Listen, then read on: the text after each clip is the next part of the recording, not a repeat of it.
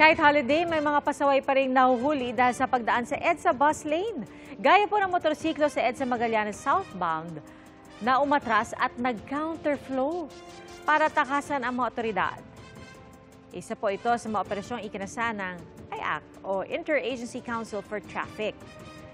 Sa EDSA Santolan, kabilang sa mga natikitan ang ilang pulis, sundalo at empleyado ng gobyerno at ang ilang nagtangkang tumakas hindi umubra. Inisyuhan sila ng temporary operators permit at kumpiskado rin ang kanilang lisensya na matutubos nila sa LTO kapag nakabayad ng multa. Paalala po, ang pwede lang sa EDSA bus lane ay mga pampasaherong bus, ambulansya, truck ng bombero at iba pang government vehicle na tumutugon sa emergency. Mga kapuso, sama-sama tayong maging saksi. Mag-subscribe sa GMA Integrated News sa YouTube.